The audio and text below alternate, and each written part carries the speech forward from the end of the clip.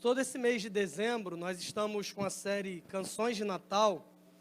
Canções de Natal, na verdade, são reações de alguns personagens sobre o nascimento de Jesus e como eles respondem a esse fato. A primeira delas, que foi pregada no início do mês, foi a canção de Maria. Ela é alertada que ela seria mãe de Jesus, ela é alertada de que ela seria concebida pelo Espírito Santo e ela teria um filho, o nome dele seria Jesus, e ela reage a Deus exatamente com uma canção de louvor, de adoração. Mais para frente, no domingo seguinte, nós falamos sobre Zacarias, que era o pai de João Batista. Ele também foi avisado sobre o nascimento de Jesus e reage da mesma forma. Ele faz uma canção, ele compõe uma canção de celebração a Deus. Semana passada falamos sobre os pastores e anjos, e hoje à noite eu te convido a abrir a sua Bíblia no livro de Lucas, no Evangelho segundo Lucas, capítulo 2, a gente vai ler do verso 21 até o 35, e falar sobre um outro personagem que reage cantando diante do nascimento e da notícia do nascimento de Jesus, que é um homem chamado Simeão. Não sei se você já ouviu falar sobre ele, mas com Simeão nós aprendemos algumas coisas importantes à luz desse texto. Lucas capítulo 2, versos 21 a 35, diz assim: E ao se completarem 8 dias, quando o menino foi circuncidado, deram-lhe o nome de Jesus. Esse nome tinha sido dado pelo anjo antes de o menino ser concebido. Passados os dias da purificação deles, segundo a lei de Moisés, levaram o menino a Jerusalém para o apresentar ao Senhor, conforme o que está escrito na lei do Senhor. Todo primogênito será consagrado ao Senhor. E também foram para oferecer um sacrifício, segundo o que está escrito na referida lei, um par de rolinhas ou 2 pombinhos. Em Jerusalém havia um homem chamado Simeão. Este homem era justo e piedoso e esperava a consolação de Israel. E o Espírito Santo estava sobre ele. Ele tinha recebido uma revelação do Espírito Santo de que não morreria antes de ver o Cristo do Senhor. Movido pelo Espírito, ele foi ao templo. Quando os pais trouxeram o menino Jesus para fazerem com ele o que a lei ordenava, Simeão o tomou nos braços e louvou a Deus, dizendo: Agora, Senhor, podes despedir em paz o teu servo segundo a tua palavra, porque os meus olhos já viram a tua salvação, a qual preparaste diante de todos os povos, luz para a revelação aos gentios e para a glória do teu povo de Israel.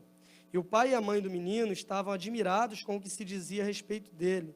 Simeão os abençoou e disse a Maria, mãe do menino: Eis que este menino está destinado tanto para a ruína como para a elevação de muitos em Israel, e para ser alvo de contradição, para que se manifestem os pensamentos de muitos corações. Quanto a você, Maria, uma espada atravessará a sua alma. Vamos orar? Deus, obrigado pela tua palavra. Pedimos que o Senhor continue a falar aos nossos corações por meio do teu Espírito Santo que em nós habita. Oramos no nome de Jesus. Amém. Algumas verdades nós conseguimos compreender olhando para esse texto, e eu queria destacar algumas coisas a partir disso. A primeira delas é que nós observamos de forma muito direta e intencional que Jesus, desde o seu nascimento, há uma preocupação tanto dos seus pais e por toda a sua vida, o seu ministério, em cumprir toda a lei do Antigo Testamento. Jesus mesmo vai dizer para os seus discípulos no Sermão do Monte: eu não vim para revogar a lei, mas eu vim para cumpri-la.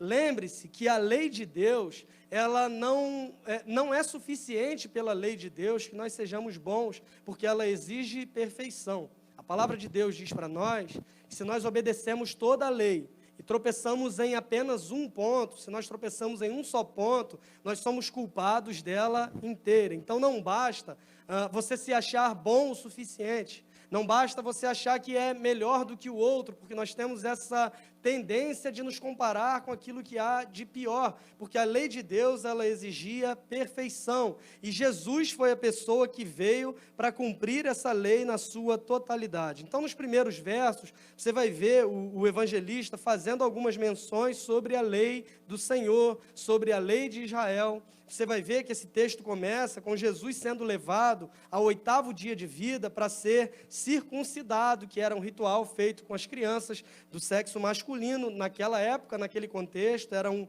ritual religioso.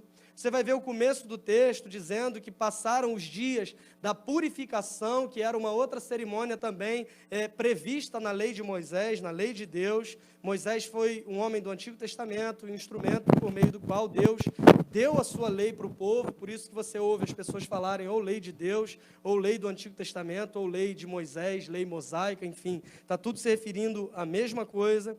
E esse texto fala também sobre um outro ponto, que é o seguinte: Jesus ele está indo ao templo, na verdade com seus pais, para ser apresentado, ele está sendo levado ao templo para ser consagrado ao Senhor. Todos esses pontos revelam o cumprimento da lei. Tudo isso aponta para nós para a seguinte realidade: Jesus Cristo é aquele que veio para cumprir toda a exigência da lei.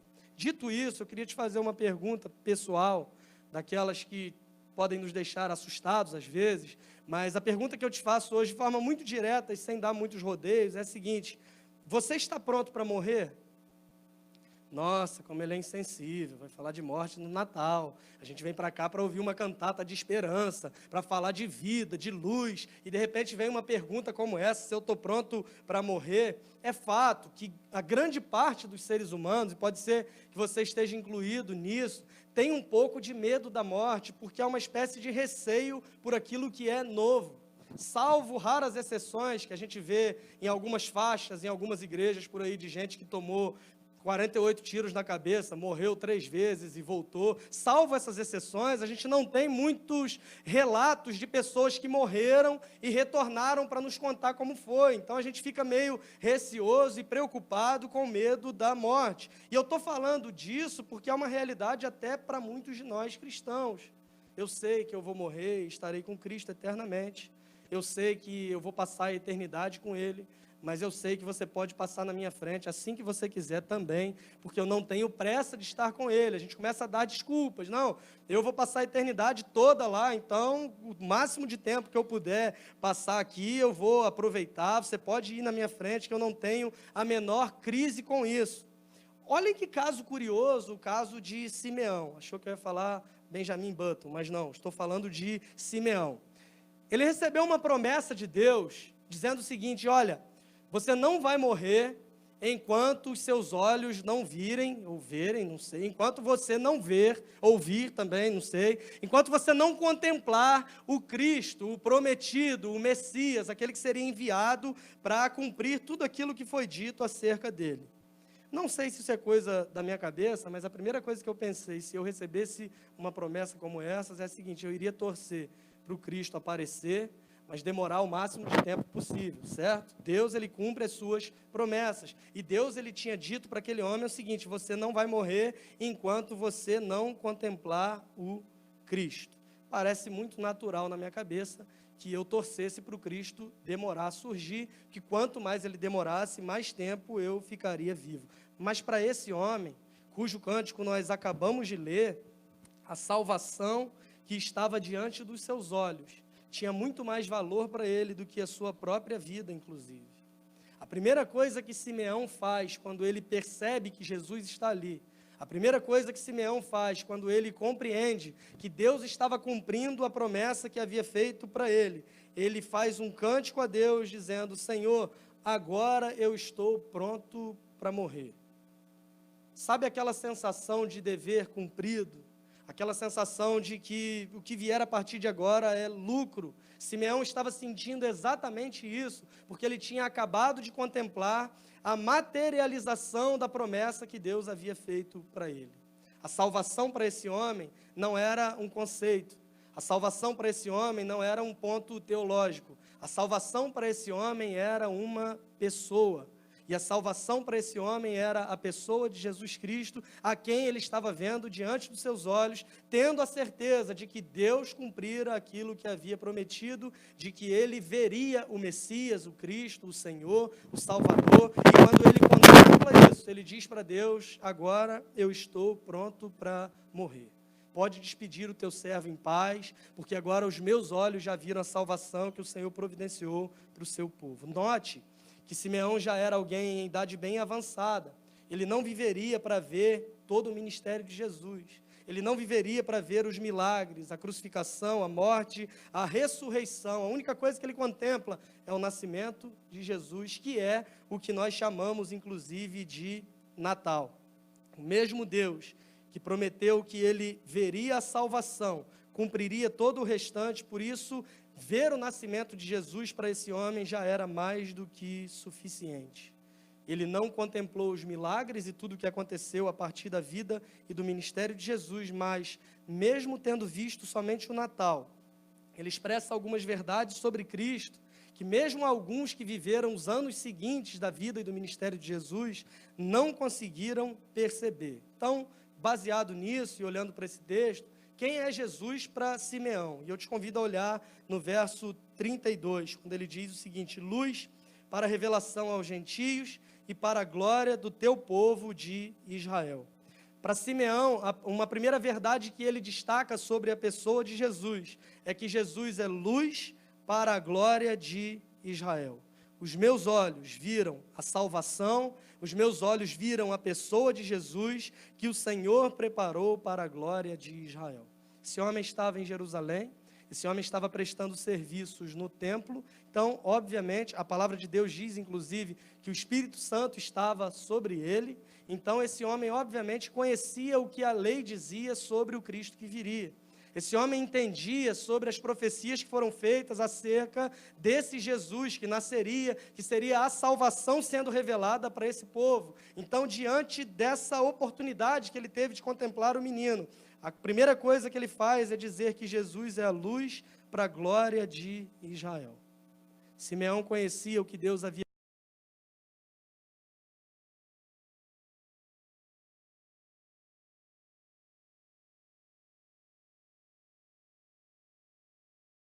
um grande povo, e em ti serão benditas todas as famílias da terra.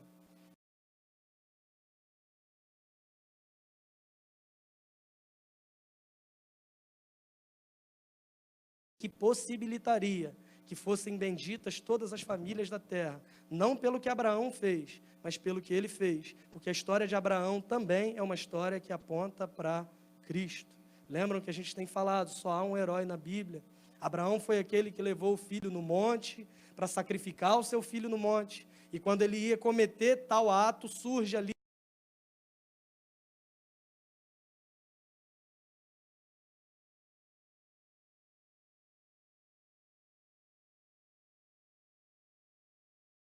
pelo próprio Pai num monte também, mas não haveria substituição pelo Cordeiro, porque Ele mesmo é o Cordeiro de Deus que estava dando a sua própria vida para que nós experimentássemos vida e vida em abundância.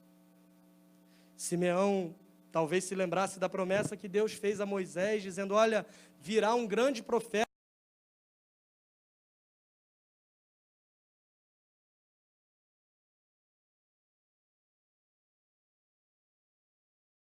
Davi, o homem respeitado na história de Israel, alguém a quem Deus chegou e disse: olha, Davi, eu vou levantar um descendente seu, e esse descendente vai reinar para todo sempre, o seu reino será eterno, o seu domínio não terá fim. E agora Simeão contempla que Cristo é o cumprimento de todas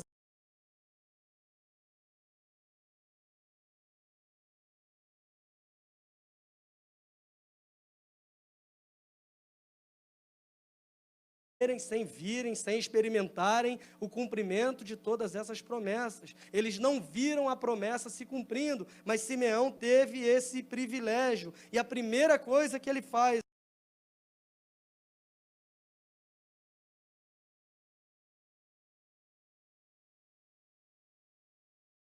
de Deus para o seu povo. Quanto tempo o povo de Israel esperou a realização da promessa? Muitos morreram nesse meio tempo sem vê-la se cumprindo, mas Simeão teve esse privilégio. Por isso, olhando para o seu pano de fundo cultural, histórico, social, religioso, ele afirma com toda certeza que esse Jesus é a luz para a glória de Israel. Mas além disso, um pouquinho antes, ainda no verso 32,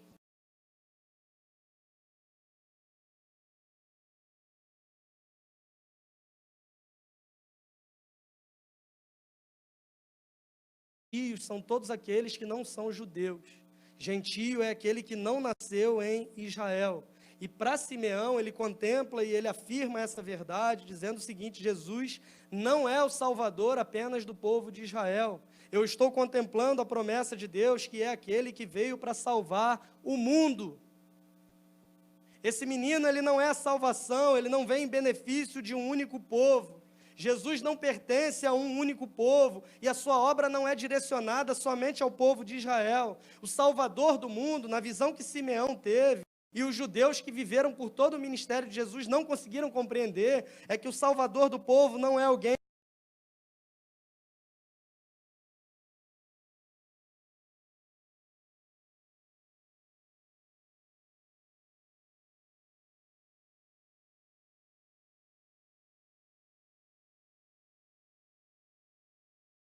de toda tribo, língua, raça e nação. A mensagem que Simeão expressa no seu cântico é que, ao mesmo tempo que Jesus é luz para a glória do povo de Israel, ao mesmo tempo ele é também luz para a revelação aos gentios, aqueles que não tiveram oportunidade de nascer em Israel, de ter a mesma religião dos judeus, de ter o mesmo pano de fundo cultural, de conhecer a história dos patriarcas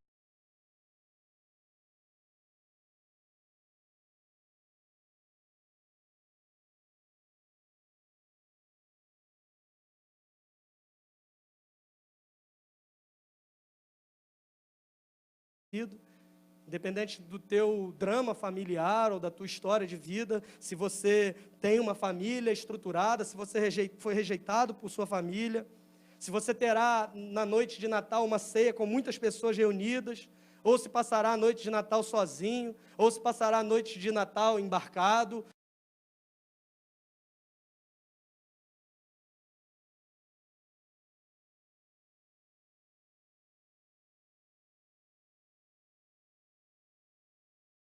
de Cristo Jesus. Ele é o Salvador do mundo. Ao contrário do que os judeus gostariam, ao contrário do que os judeus imaginavam, ele é o cumprimento das profecias para a nação de Israel, que foram feitas à nação de Israel, mas a sua vida e o seu ministério nos apontam o tempo inteiro que ele veio para que a sua glória, para que a glória de Deus fosse revelada em todas as nações. João capítulo 4, ele perdoa uma mulher à beira do poço, e a mulher era samaritana. Um episódio da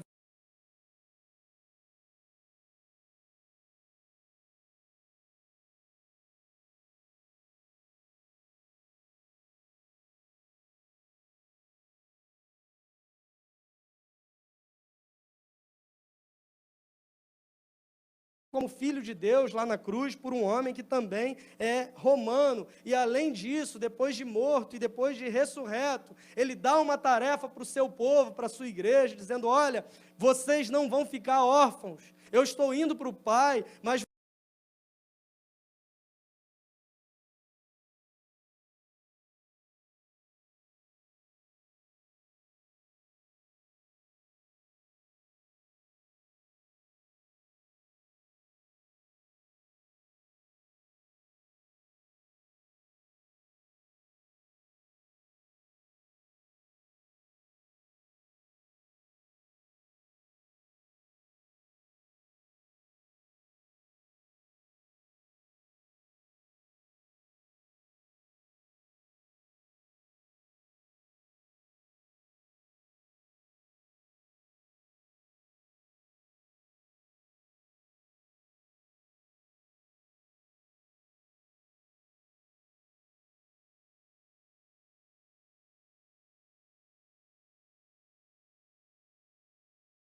agora você tenta imaginar que ele está abençoando.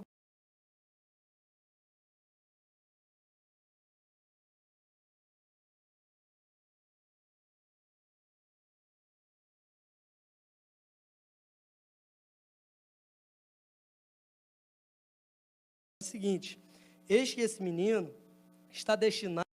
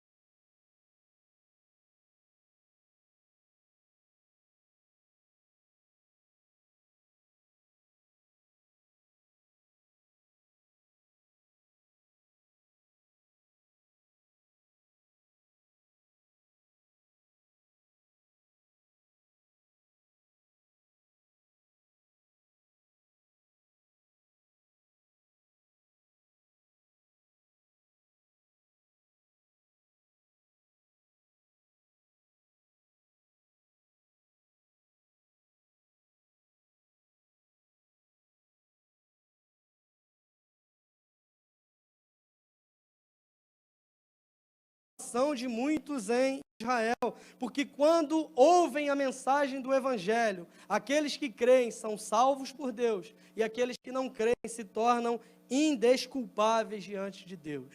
É o que Paulo vai dizer para os Romanos no capítulo 1, que nós não temos desculpas mais ou justificativas, porque nós ouvimos essa mensagem.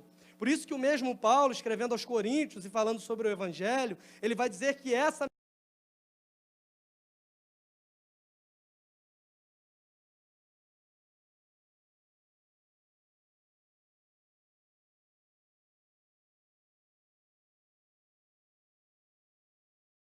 ele veio para a tua elevação. E se você não crê, ele veio para a tua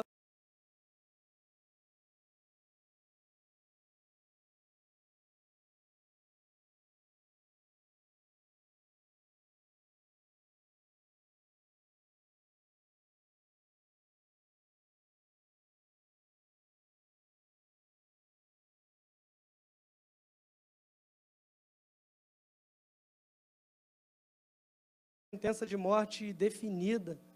E não havia nada que Maria pudesse fazer para mudar aquela situação. Imagina dizer para a mãe de um recém-nascido que ele seria ferido.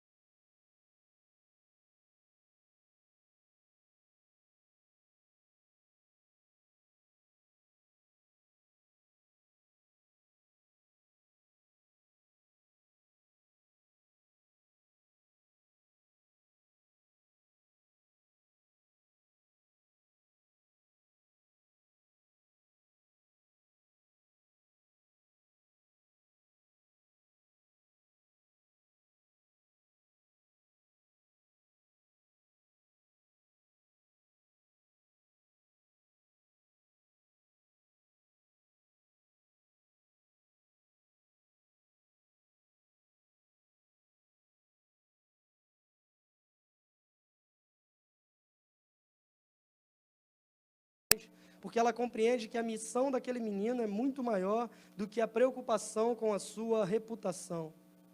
E quanto a nós, enquanto cristãos, o que vale mais para nós? A tarefa que Deus tem nos dado ou o medo de falarem de nós? Aquilo que Deus nos pede, nos exige, nos ordena a fazer, ou aqueles pensamentos do que vão achar ao meu respeito, que vão pensar a meu respeito? Jesus não teve esse tipo de preocupação. O verso 35 vai seguir e vai dizer ainda que por causa dele se manifestariam os desejos de muitos corações, porque não há a menor possibilidade de ter neutralidade em relação à pessoa e à obra de Jesus. Não há como ouvir o Evangelho e ficar indiferente a ele. Ou você crê na mensagem do Evangelho para a sua salvação, ou você é inimigo de Deus e está condenado a viver eternamente distante dele. E foi essa mensagem do Evangelho que você tem ouvido. Se você crê nela, Jesus veio para a tua elevação, e se você não crê, ele veio para a tua ruína, porque ele é o divisor da humanidade, não só no calendário que se divide entre antes e depois de Cristo, mas ele promete que um dia ele voltaria para separar os que são dele daqueles que não são. Mateus capítulo 25, tem uma parábola que é a parábola das ovelhas e dos bodes, que nos mostra isso de forma muito lúdica e ao mesmo tempo real, que ele vai separar os que são dele e os que não são. Aí você diz, mas eu queria mesmo era ouvir uma mensagem só de esperança no Natal. Essa ideia de possibilidade de condenação, não faz muito sentido falar sobre isso no Natal. O nome da cantata é Esperança, propaganda enganosa. Vou processar a CBM. Me fizeram vir aqui achando que eu ia ouvir uma mensagem simplesmente de esperança. Irmãos, mas a mensagem de esperança é exatamente essa. Esse texto começa dizendo que Jesus ele cumpriu as exigências da lei. A lei de Deus que exigia perfeição, e que nós somos incapazes de nos aproximar de Deus mediante a nossa obediência à lei, porque nós somos falhos e esbarramos na mesma barreira que se chama pecado. A mensagem de esperança é exatamente essa. Pelo fato de que ele cumpriu toda a exigência da lei, nós não precisamos nos aproximar de Deus baseado naquilo que nós fazemos, mas na fé naquilo que Cristo fez por nós. Essa é uma grande notícia de esperança. esperança para pecadores como nós, porque a nossa incapacidade de cumprir a lei não é um veredito de condenação, mas a nossa incapacidade de cumprir a lei é resolvida por meio do Evangelho, que é essa mensagem de esperança. Nós somos justificados, ou seja, nós somos declarados justos diante de Deus, não é pelo que fazemos. Paulo diz isso em Romanos 5, justificados, pois, mediante a fé. Não somos salvos pela nossa capacidade de agradar a Deus, mas somos salvos porque cremos que Cristo agradou a Deus, cumprindo toda a lei, morrendo, recebendo no seu corpo a condenação pelos nossos pecados e ressuscitando ao terceiro dia, porque Ele cumpriu a lei, nós não precisamos cumprir a lei. Porque Ele morreu, nós podemos viver, porque dele nós recebemos vida e vida em abundância. Porque Ele nasceu, que é o que nós celebramos no Natal, nós podemos renascer, ou seja, nós podemos nascer de novo. É o que Paulo fala quando ele diz, agora vivo não mais eu, mas Cristo vive em mim. É o questionamento de um doutor da lei, chamado Nicodemos, que se aproxima de Jesus e fala para ele, olha, o que eu tenho que fazer para herdar a vida eterna? E Jesus diz, você precisa nascer de novo. E aquele homem fala, mas como eu vou conseguir nascer de novo? Um doutor da lei, um homem inteligente, sábio, culto. E ele diz assim, como que eu vou nascer de novo? Eu já sou idoso, já sou velho, eu já sou um homem grande, eu não tenho como entrar no ventre da minha mãe. E Jesus vai dizer, não, aquele que não nascer da água e do Espírito, não poderá entrar no reino dos céus. E nós só podemos ter esse segundo nascimento, porque Jesus veio até nós. Nós somos incapazes de nos aproximar de Deus pelos nossos próprios méritos. Essa notícia é uma notícia de esperança. E mais do que isso, Ele atendeu toda a exigência da lei, Ele viveu, Ele morreu, mas ao terceiro dia Ele ressuscita e por causa disso a nossa fé, ela tem sentido. Paulo, escrevendo aos Coríntios, fala sobre isso. Quando ele diz, se nós não cremos que Cristo ressuscitou, nós somos os mais miseráveis de todos os homens, e a nossa fé é vã. A nossa fé não tem o menor sentido se eu não creio que Cristo ressuscitou. O salário do pecado é a morte. Se Jesus tivesse sido vencido pela morte, era sinal de que ele foi atingido pelo pecado. Mas na sua ressurreição, nós percebemos que o sacrifício dele foi aceito por Deus e que ele é totalmente perfeito, porque ele venceu a morte. A morte não tem poder sobre ele, porque ele é maior do que o pecado e a morte. E a sua ressurreição é o que traz sentido para o nosso Natal. Se celebramos o Natal hoje é porque Cristo ressuscitou. E isso também nos é revelado no Evangelho. A mensagem completa que fala de criação, queda, redenção e consumação. Do homem que foi criado em perfeita harmonia com Deus. Mas aí vem a queda, porque esse homem peca, ele escolhe se distanciar de Deus. E a partir dessa escolha feita por Adão, todos os homens que vêm depois dele nascem inimigos de Deus, separados de Deus, incapazes de se aproximar de Deus por si só. Mas diante dessa incapacidade, nós celebramos o Natal. Deus, ele se faz homem.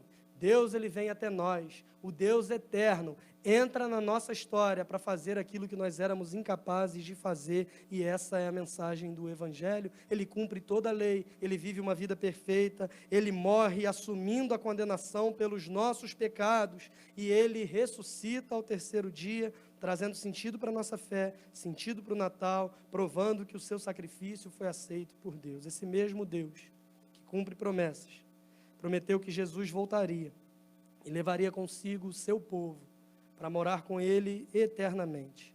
Essa não é uma mensagem de cunho otimista, essa não é uma mensagem de fuga da realidade, mas é uma mensagem de esperança, que nós podemos ter porque olhamos na palavra de Deus, que cumpre todas as suas promessas e que diz que mesmo enquanto nós não estivermos prontos para morrer, assim como Simeão estava, mesmo quando nós não estivermos mortos ou o Senhor voltar para nos buscar, ainda assim, a mensagem de esperança do Evangelho e do Natal é que nós podemos ter hoje já, em Cristo Jesus, uma vida completa, uma vida plena e uma vida em abundância que só é possível por meio dele. Ele é o nosso Natal, ele é a nossa esperança. O Natal aponta para o Evangelho, para a criação, para a queda, para a redenção, para a consumação. E eu concluo com uma frase do Tim Keller, no seu livro Natal Escondido, que ele diz o seguinte: após a criação, Deus disse, está consumado, e ele descansou. Após a redenção, Jesus disse, está consumado, e nós podemos descansar. Que a gente encontre descanso, que a gente encontre esperança, somente naquele que é o verdadeiro sentido do Natal.